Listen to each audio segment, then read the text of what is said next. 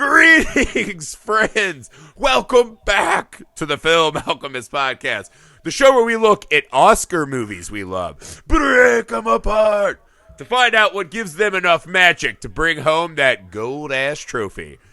I'm your host, Josh Griffey, joined as always by my co-host and soldier in arms and long-distance running friend, Alex.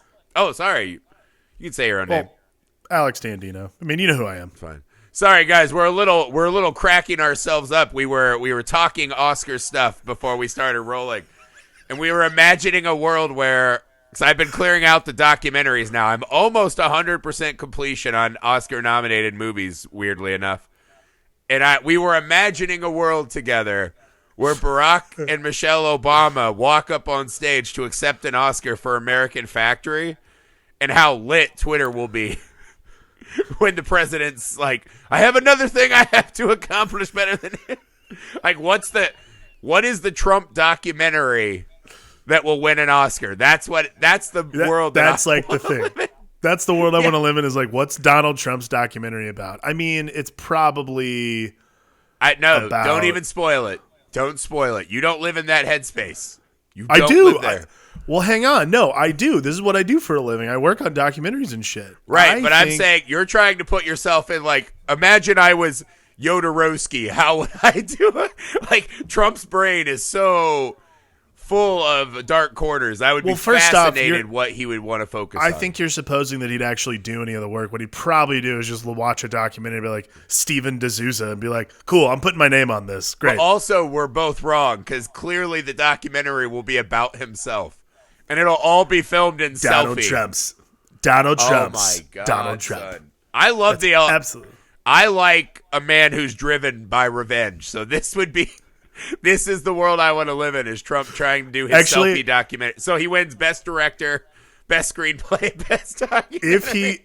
If he does this, we are redoing our revenge month and putting that documentary in there. Unbelievable. Can you fucking imagine a world where that fucking guy's like, I'm going to crack the... Oh, all right. Anyway, sorry. We spent a lot of time on a diatribe here. What we're here to talk about, and before we do, please leave us a rating and review on Apple Podcasts. Find us on YouTube, The Nerd Alchemist. That's plural with an S at the end.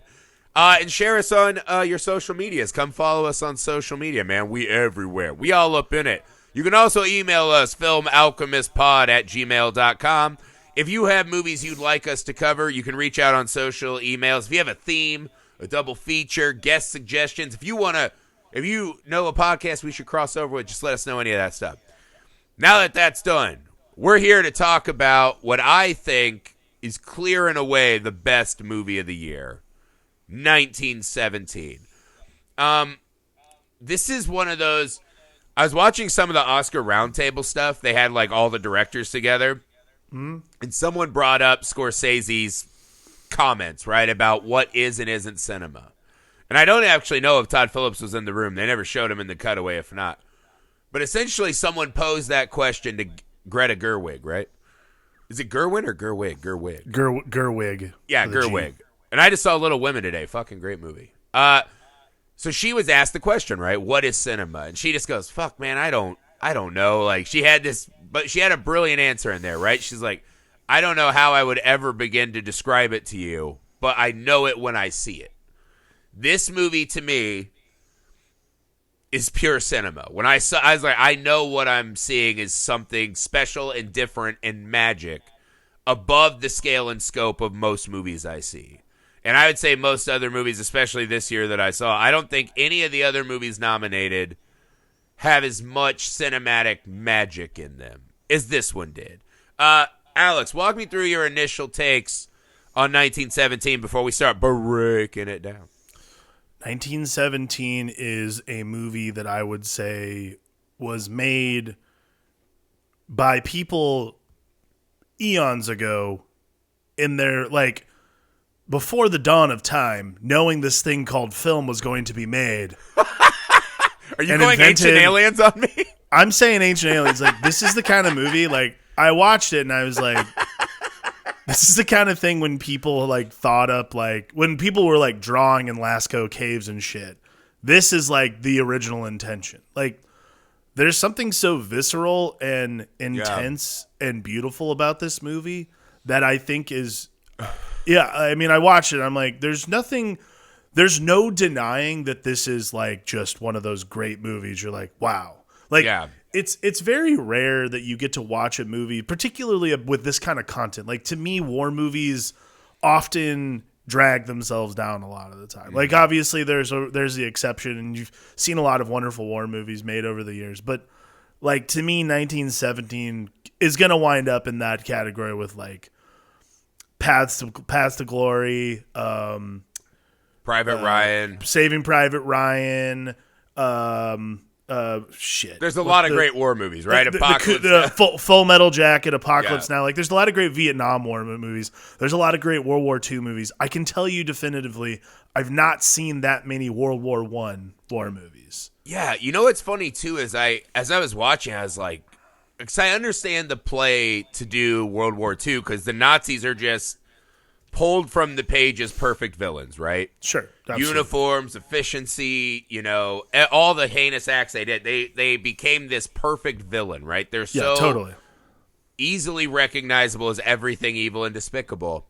They're easy to, and that was kind of Jojo Rabbit's test is, can you humanize an entire country and take the piss out of these, super villains or whatever. Right. But what I was struck by this is the actual setting of World War I and the use of the trenches is such an unbelievably ripe field with which to pluck imagery. Because and this is the thing, I'm with you. I'm not a war movie person, right? Like, my dad and my grandfather both loved fucking war movies. Right.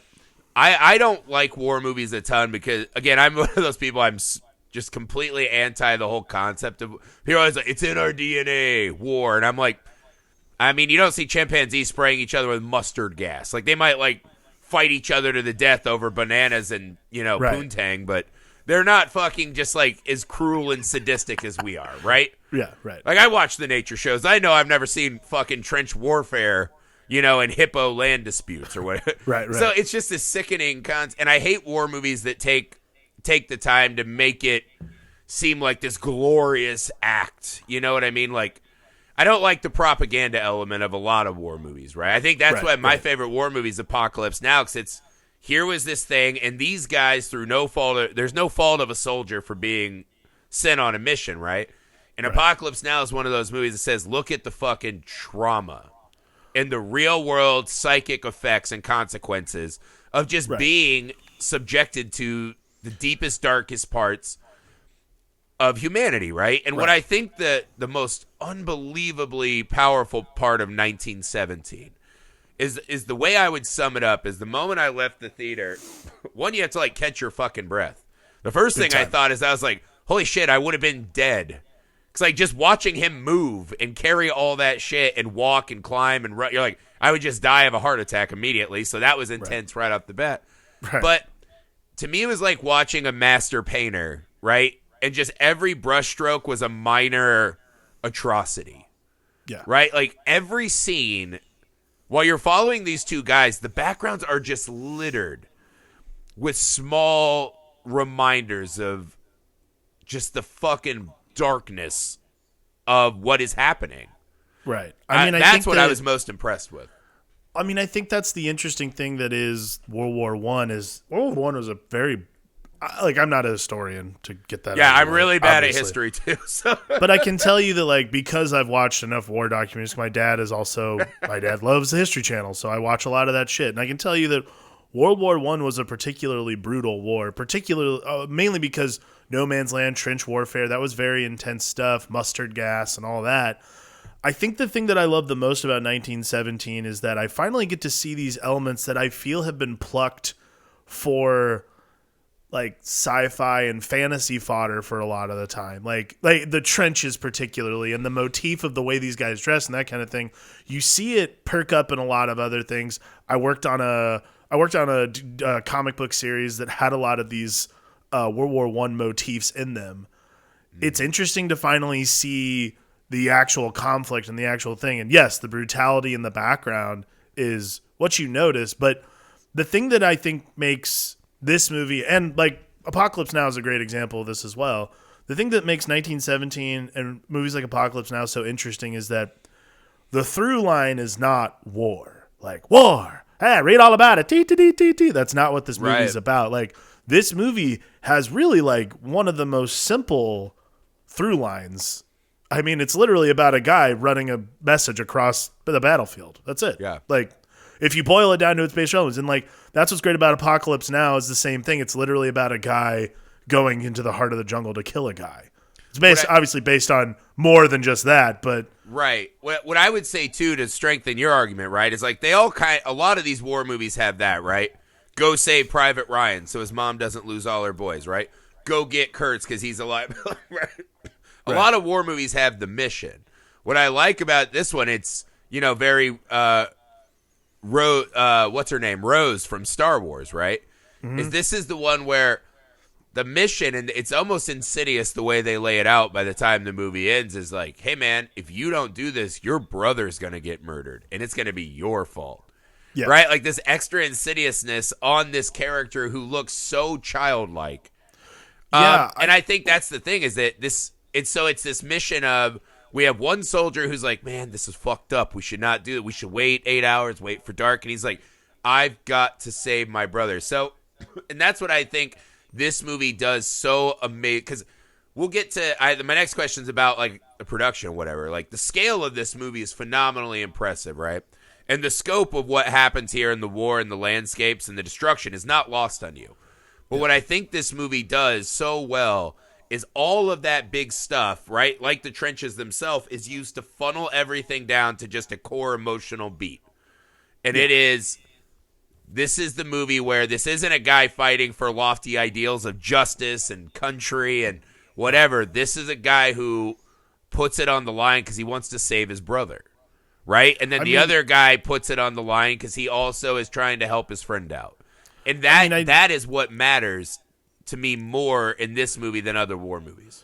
I mean, I'd go even further than that, honestly. Like it's so much more simple. Get the microscope. Nail it. To me, it's survival. Like that is really kind of like the baser instinct of us all. And I think that's something that you see, like the mission, you bring up a good point. Like the mission, Apocalypse Now, like we've lost Martin Sheen's character by the time we meet him. Like he doesn't give a shit about survival. He gives a shit about the mission. Yeah. That's his life. He's already in a hotel room, just like, rubbing blood on himself. Like, okay, he's out. He's gone. But like what this movie does is crystallizes the mission of survival to see your family, to see your loved ones, to be a member of the world as it goes forth. That's like, to me, what I pulled the most from these two guys. And that's like the thing that's so tragic in a lot of ways about a lot of the movie is that survival becomes more paramount than the mission in a lot of ways, which is fascinating because the mission carries these guys through the entire movie. But see, I'll push back a little bit, right? Because I don't think it's survival for themselves, right? Because it would be easier for them to just stay. I think there's a part, the survival here is their humanity. Like, if he doesn't go save his brother, he knows he's dead inside. He'll be alive, but he's dead. You know? And the other guy, I think, has that, this kid's going to fucking get himself killed. And at a point, does, in a truly sad, horrific scene that we'll get to. But then he takes up the mission. He could have just stopped there. He could have just been like, oh, I'm fucking traumatized, which he was. I'm just going to sit in the back of this fucking van with these guys. He then picks up the mission to save this brother as if it's as important to him. And that bit of saving humanity and saving decency and honoring a promise, those are the kind of things, like I think that's what all of this is how wars happen, right? As we build things up, we dehumanize and build things up, differences and walls, and it gives us all of these fucking excuses to do something so stupid and nonsensical, and it's so hard for us to wrap our minds around. And even guys like us, we've never fucking seen anything like that, right? We see it on the movie, and we're like, wow, look at that. That's fucking crazy. Imagine being there. And so what I think this movie does well is it takes that kind of propaganda bullshit out, and it's just a guy who wants to save his brother. And the inversion they do that's really clever, too, is he wants to save his brother, but also he is kind of the guy who's bought into the mission, right? They have that great moment where they're discussing the badge, right? You get a badge of honor, right? He's like, you probably just won a badge of heroism for saving me. And he's like, it's just it's not tin and ribbon. It's what it represents, right? It's that you fucking went for it, or, you're trying to help out. And then the guy just doesn't buy it. And then not very long after, loses that young, optimistic, we're going to get the mission done friend of his, and fucking goes on. Right. The guy who we know is somewhat defeated already and is seeing this thing more clearly, I would say, than his naive companion, fucking goes on again and does this, medal winning act of heroism. So I think that's what I like, is that it doesn't spare you the atrocity, and it gives you the real reason why, this isn't some like we just got to beat bad guys. It's a really focused and understandable, like we'd all like to think that we would cross that battlefield to save our loved one. Yeah. And that's a better place to start a war movie for me as an audience member. No, I agree. I mean, I think that's probably the best place to start it. Like, yeah, well, a lot of times, like, right? It's like you're fighting for your family back home. He's right there. Just fucking go across. Yeah, I mean, that's that's the thing that I like the most, is you latch on to these guys immediately. Like, that's the thing that I think is the most relevant part of the movie, is like, you don't have to have, we grew up in the Midwest. Like, there's a lot of people we know that have gone in the Army, gone in the Marines. Like, we know people who've been to war and come back. Like, I don't know about them, but like, I mean, I have never been to a battlefield in my entire life, but I globbed onto these guys immediately because that sense of duty and purpose for your family is something that's very personal to me. And I think that's something that Sam Mendes does so well within the context of the story, is like, what's great about the way that he constructs this is that it's only about, it becomes about family. Like, it becomes about these very simple things in simple terms people can understand that have nothing to do with war or the greater issues. Mm-hmm. And and like you said, right? Like, even when they hit the end of their own trenches, right? They meet the guy who's like, hey, you're going to die. Throw the flare gun back. If you're dead, I hate to go. You meet guys that are all the way broken, and it feels hopeless. But you just ride with these guys that are still trying. And there is such a human spirit in that act of, trying. Right. That it's just relatable even to guys like us. The only war movie I ever was like, maybe, was, Good Morning Vietnam. We're like, I could go on and just do like I could scream at people over the radio. Like, that's the kind of service I could probably bring. That's what we do now. Yeah. Otherwise, you're like, we don't need more overweight diabetics clogging the trench. It was already claustrophobic enough. Like, I have no use on an actual battlefield. So one thing that I wanted to get your opinion on. So I heard some debate online, and I read a tweet, and forgive me for not knowing. I think it's this guy who does a podcast. I think it's called Piecing It Together, something like that, right? If you are a listener and you know who it is, hit us up on social media. So he does a podcast and tweets a lot, and he posed just a question. I don't think he was taking a shot or weighing in, but just a question of the gimmick of the one shot, right? I mean, everyone who's listening to this knows the movie is shot to look as if it's all one take. Right. Despite the fact that it would take 6 to 8 hours probably, and, we were only there for 2. Whatever. Shot to feel that way, right? Minimal cuts, this and that. The backstory on the production is fascinating. If you watch, like, any of the stuff, like, them waiting, just people waiting, readying for clouds, and like, it's insane. This is the kind of movie that we absolutely have to get. Like, this is the kind of movie that I feel like, as much as I enjoyed the movie, like, this is a Hearts of Darkness situation where I feel like the documentary about making it might be even more interesting than the movie. Right, and this is the point that he was arguing. Right, is this simply a gimmick? Right, people who are ultra talented at film using this as a kind of gimmick to separate it from other war movies, or is the way they did it artistically important to how they showed this film?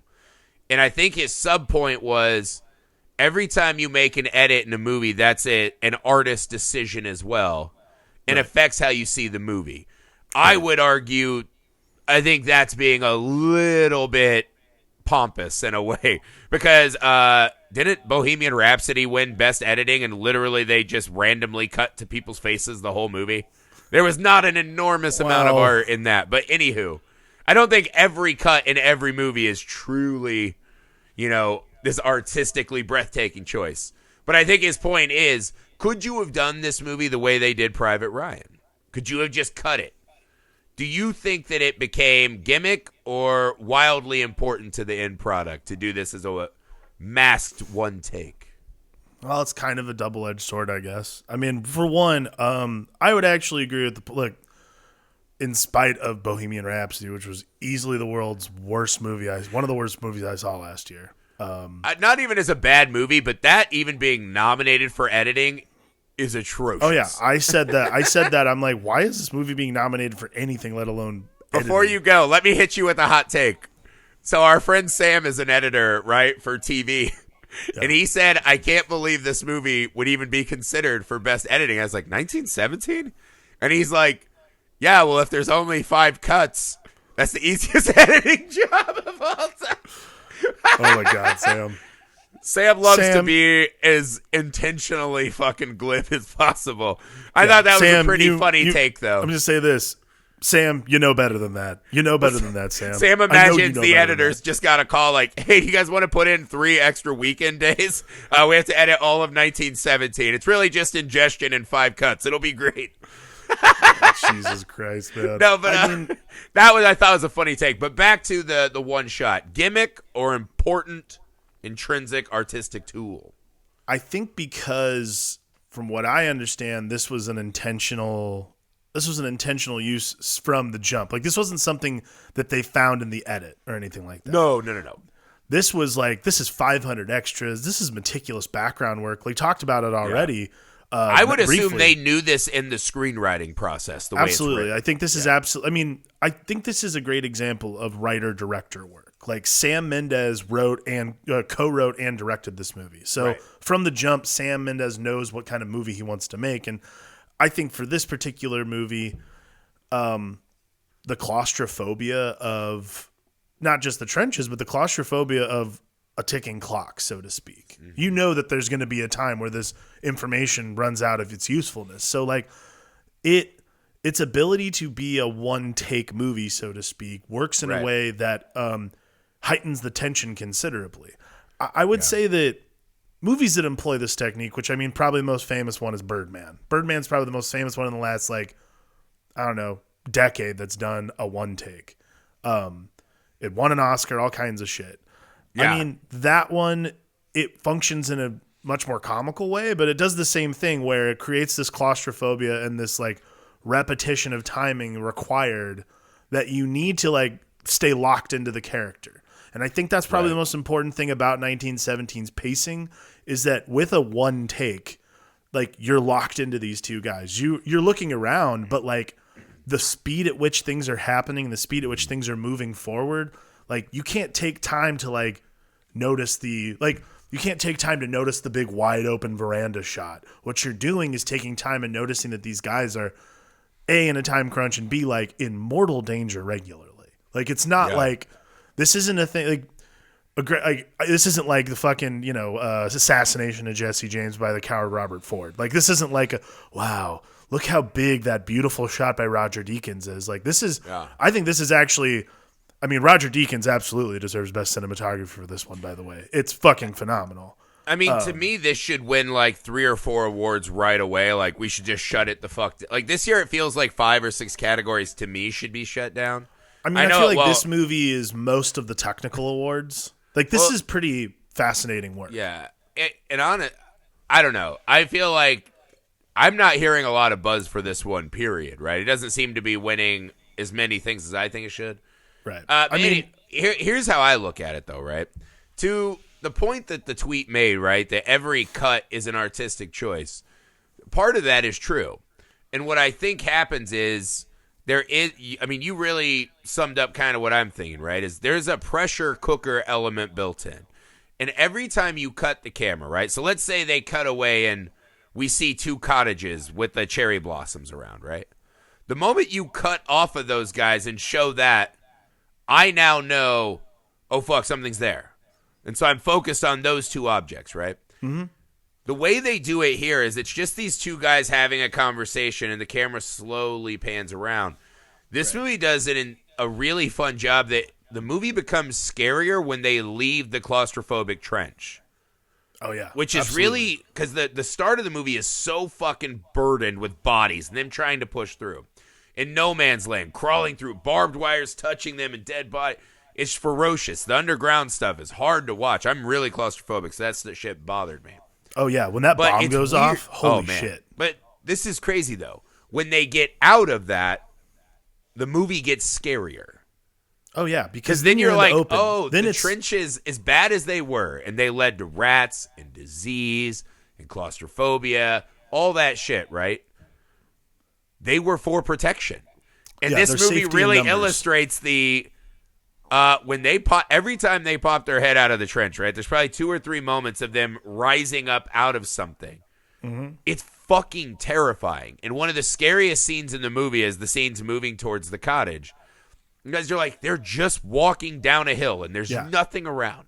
Like they're also in the and they worst know there's a position building there, right? Yeah. And there's a tree line a little bit behind them. And there was an explosion. And there are these planes that they keep asking, are those ours or not? But they're really fucking out there. And they're just having this talk about the metal, but it becomes this fucking terrifying sequence. And when they walk up to those cottages, it's really fucking scary. And I guess you could have the counter argument that every time the camera pans away, it's kind of cutting to whatever setting we're supposed to be afraid of. I think that cut, though, right? Because I had a director tell me this once. I used to write reviews or whatever for a blog. And I watched this guy's horror movie. And it wasn't a great movie, and he's not an acclaimed director. But he said something that I never forgot, right? And he said, when you're a director, right, the director's job is just to make choices, right? Choice. And he says, every time you make a fucked up choice, and someone's watching a movie and they go, what? You lose them for the next 8 minutes of the movie. They have to reset their brain and re-buy into what you're doing. And that's not scientific at all, but I think there's something really to that, right? No, and I think cuts have that effect. Well, I think that's exactly what it is. Like, that's like the most important thing about this movie is that you never have a moment really to reset your brain. Like, what you're saying is correct. Like, the drift... that is the cut, technically. And that, honestly, is a very artistic and actually a very smart way to cut in this movie and divide your movie into scene work, which is pretty fascinating. What I think, to the point of the tweet, I agree. I actually agree with the tweet. Like, Bohemian Rhapsody notwithstanding, again, things get awards that I'm surprised by. Again, and, like Legally Blonde got nominated for Legally Blonde. Do you think this movie loses value if it's cut as and shot as a traditional war movie rather than the one take? I mean, it's hard to make that assessment but I'd say I think it does, I'd say probably. I think it really, because again, like you said, the drift is the cut, fair. But that cut, right? It's like we do our comic book podcast, the Long Box Sessions.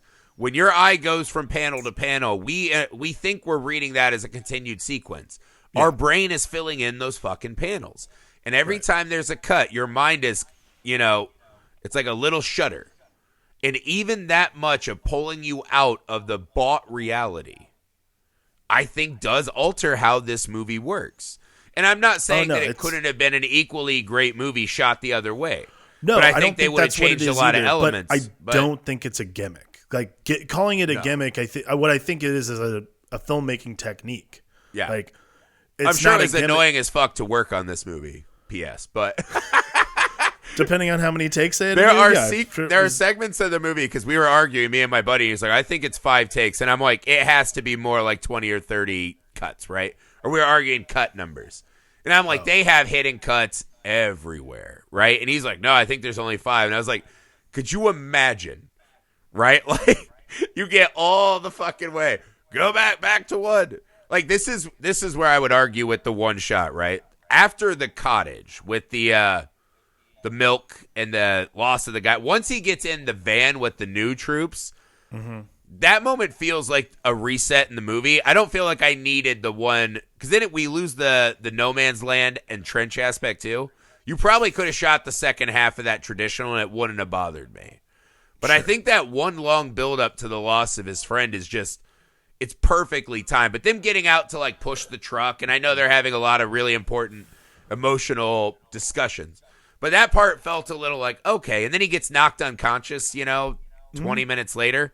I was like, you can start cutting now. Like, you don't have to keep going through this arduous, process. But I do think the movie, that opening would not have hit me the way it did.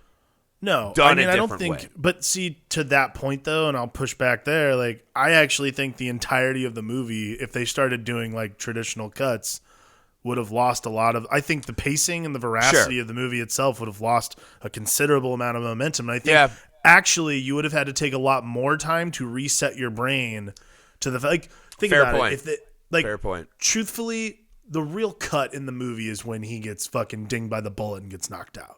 Right. That's like the first real cut in the movie because if your main character that you're following loses consciousness, it's not like the camera's just going to sit there and hover over him for 20 minutes. Like that seems like a bad. That seems like a poor use of.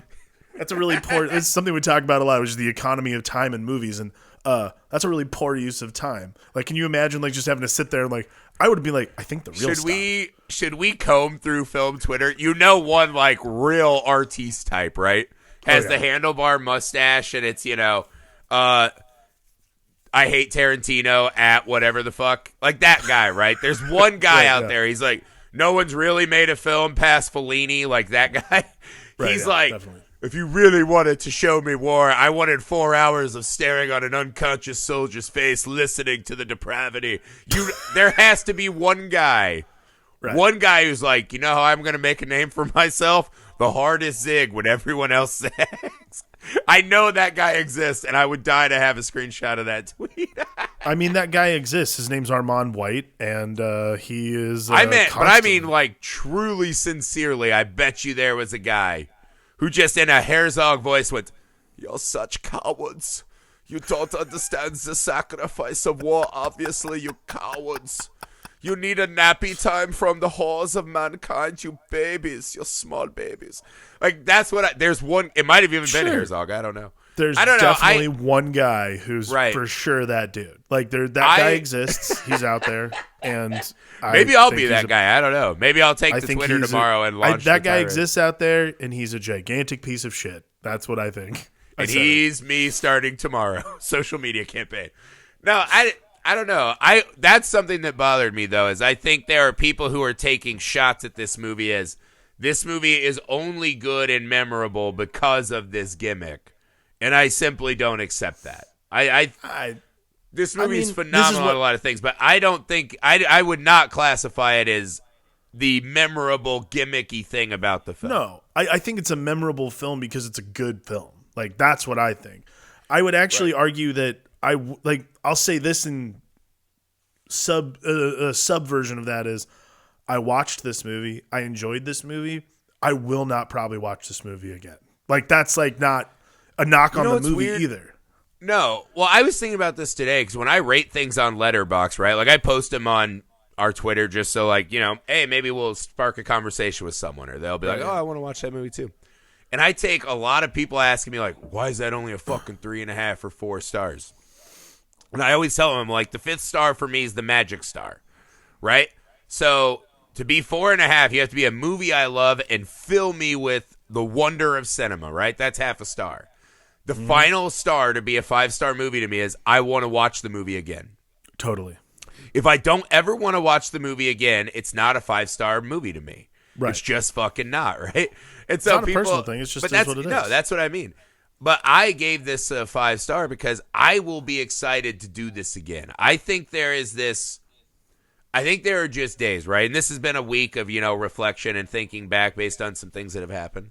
Right. And also I've been watching the Oscar-nominated documentaries and just feeling horrible about myself for ever having a bad day. You're just like, holy shit, like people are going through it, and I'm over here mad because some guy like cut my internet cable when he was doing yard, like, bullshit like that. Right. So it's been a week of that, but I think this movie is just, I'm always appreciative of anything that can put me in this primordial, what the fuck is this all about, right? Right. This big human thing. And I don't know, maybe the next time I watch this movie, I'll fucking turn it off, after the cottage, like when he gets in the van. I don't know, but I will watch it again. Well, I mean, and that's the thing. I don't care about all that. There's so much emotion and humanity in it. And I think that's what... Just little things, right? Like the things that people hold as their keepsakes. Right. What people are saying as their diet. Like these. One moment I wanted to talk to you, right? I wanted to ask you about the milk. I felt like that was a really interesting decision to add the milk in that movie, right? So they're at the cottage, and this guy sees the milk. They're right next to a fucking stream, if I remember right. And instead of filling his canteen with water, which there was actually a well right there, you could have filled it with water. Right. Why fill it with milk, something that's going to fucking rot and ruin your canteen and be gross? It felt like Sam Mendes trying to say that there was some kind of greater hand guiding them through this, right? That maybe because these guys had bought into humanity, that's why he had to take the milk to send it to the kid. Because that was a heart-crushing scene where you're like, fuck, there's just actual people who live on battlefields, right? Like, we've spent all movie walking through these fucking battlefields and seeing death and carnage everywhere. Right. Oh, my God, this is someone's house. Like, they're raising a baby here. That's not their own baby. That was the other subtle fucking stab. Yeah. But I felt like that milk was wildly important, and it just didn't dawn on me until, like, a day or so later. I don't know if I assigned that much value to the milk. I just assumed they were hungry, and milk is more sustenance than water at that point. That's how you took it? He was also the guy who had been really good at saving his rations. His boy had just died, so he could have had more rations. Oh, I think he filled the canteen before that. He filled the canteen. Probably a straw argument, him filling the canteen... Oh, no, wait, that happened before. Yeah, sorry. He walked out there, and then okay, cool. Sorry. But no, what actually gets his partner killed is being a good person. Because he sees a plane goes down, and he's like... take the guy out of the thing. By the way, that might be one of my favorite bits in the movie. That sequence is incredible. I love the wide-eyed naivete of him, and I don't look at it as a character flaw. Right? No, not at he's all. just a good person caught in an unwinnable situation. He is the metaphorical innocence of man. Like, that's like the true nature, because he's a baby-faced dude, and I've seen him in other stuff as a kid. Has weapons, has whatever, and he's like, hey, pulls this guy out, knows he's not on his team, and just says, get this guy some water. He turns around and gets fucking stabbed, man, and knows that he can't save. Like, his final moments of, I can't save my brother. Oh my God. It was, I mean, that fucking sequence, like, I weep at movies all the time, and that one had me bawling.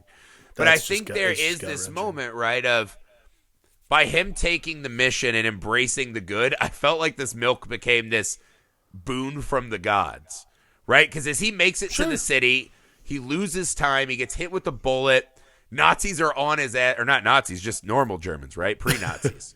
Pre-Nazis. Yeah, Germans bad before Nazis, guys, right? Nazis. Yeah, he slides in to the house.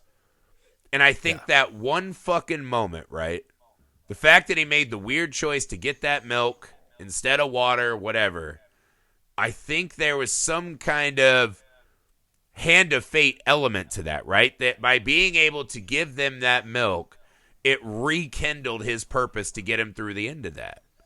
You know, it felt like there was something bigger going on, right? Because this all feels, the movie spends so much time in this kind of look at how fucking horrendous, and it's like kind of an exercise in nihilism almost, right? Like, what is the fucking point of any of this? This is crazy.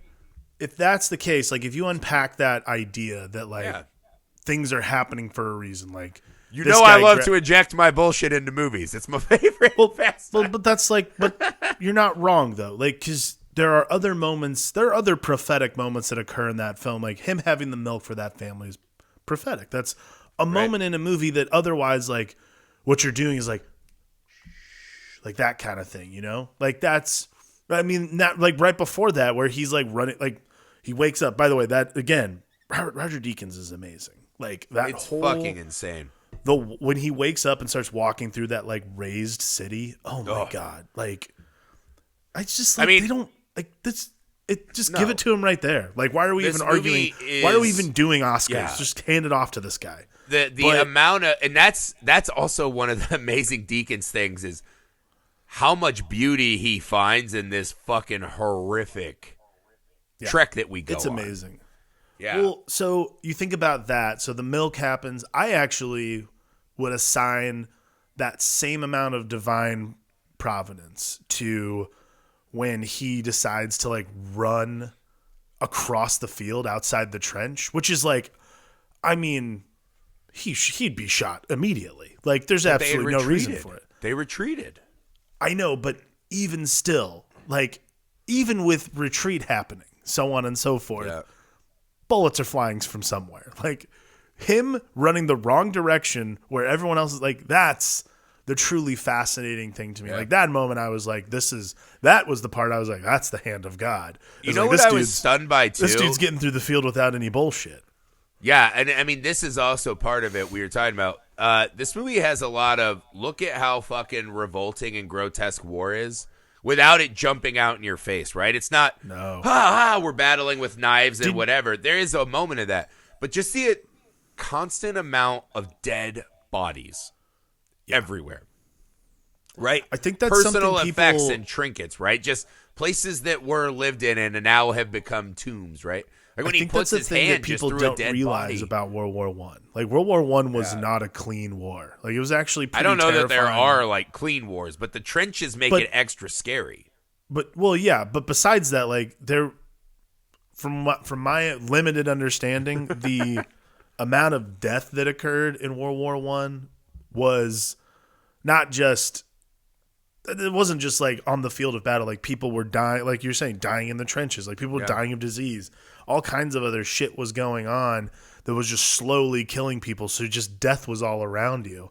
But there's another thing that Well, I even actually imagine this though, dude. That was World War One. yeah. Like something like this was somewhat impossible to comprehend at the time. Totally. You know, and this is the thing in the movie that is really crazy. Getting back to No Man, like you said, I think the reason that scene is so almost providential too is the fact that this is what they've been fighting for, and they just left, and these two dudes get a run through. Yeah. Like, what was all of that for? It is mind blowing, and just imagine being a person at the time and being like, this war will never end and consume the whole world. Right. Fucking terrifying, man. Well, there's another aspect of this too is like, and again, this is just Roger Deakins and Sam Mendes being a great director and having this eye, but like there is a lot of like beauty happening amongst a lot of the ruins. Like, not just that scene where he's running through like literally a razed city, but I would say again, him coming out of that trench and running running adjacent to the trench on the field.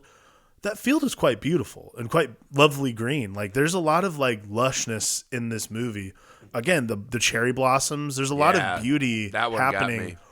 I mean, the end of that, the ending scene alone is like the end got me. I cried. Like, I just fucking bawled at the end there. It's unbelievable because one, again, just like the dead bodies caught in the dam in the river, Oh my like God. those those small fucking moments of just.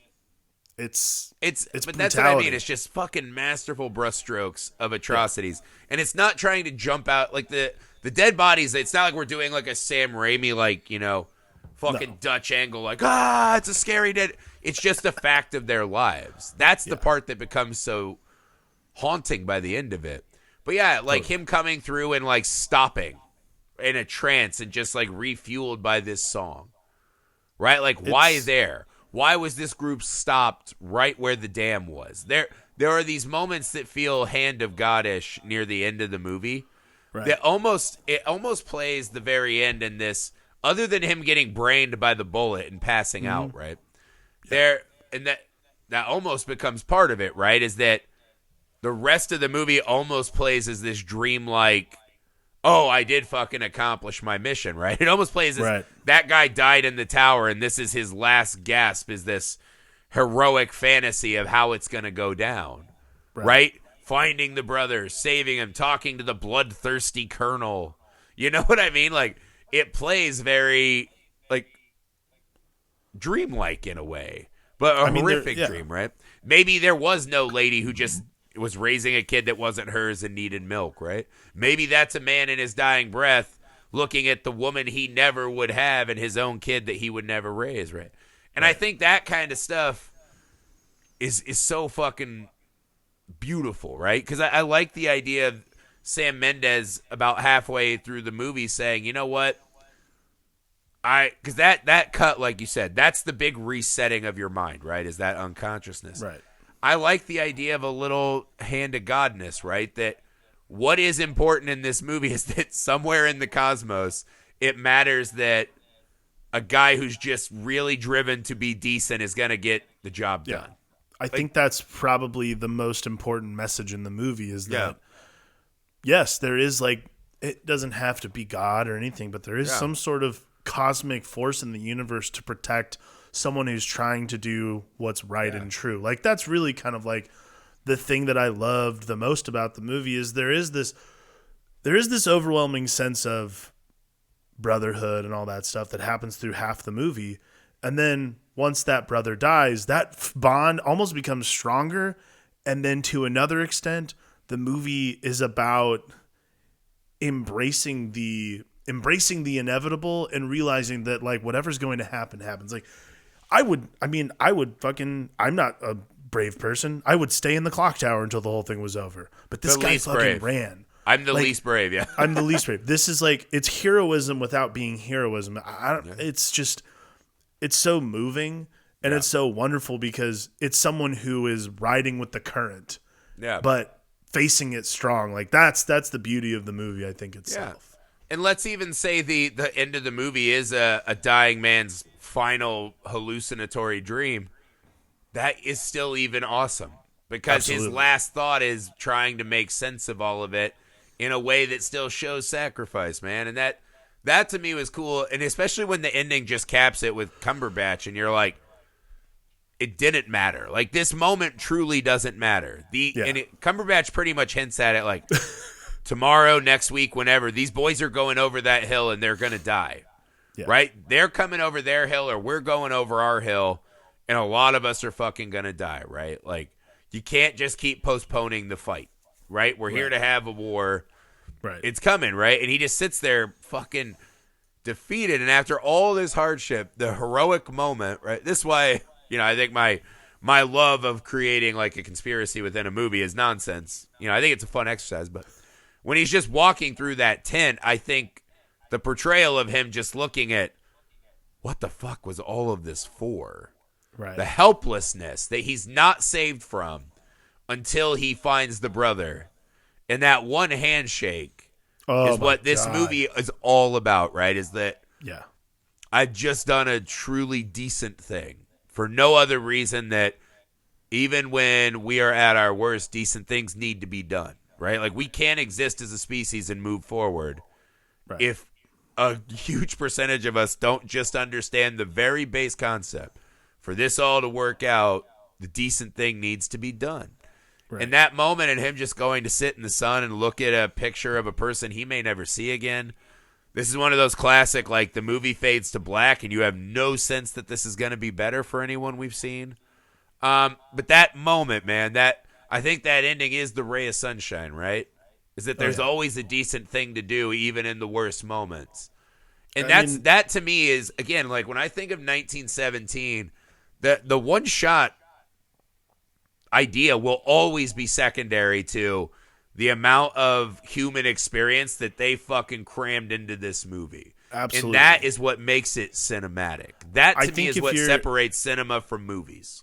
Yeah, I think if you're someone who can be distracted by technical prowess, then you're going to think of it as a gimmick. But like if you can look at this movie as the whole of storytelling and like what it is, the breadth of which this is a director of photography, a director and co-writers like at the like the width of their power, height of their power, the abilities they harness to make this movie are so fascinating, and the techniques they use are so sophisticated that to me, it doesn't blend into one take. It blends into the experience of a human. It's a story itself. Yeah. That's what storytelling is. And you're right. That's what separates cinema from movies, if you really want to be technical about it. A really fully absorbing, lifelike, emotionally wrought experience, right? And again, absolutely, you can look across the board. There's no one who participated in this movie who doesn't feel like they have hit the pinnacle of what this art form is, except for the lazy editor who only had to make 5 edits.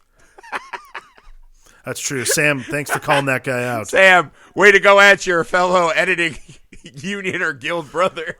Yes. Way to just start throwing blows. It's no Master Chef, Sam. I agree with you.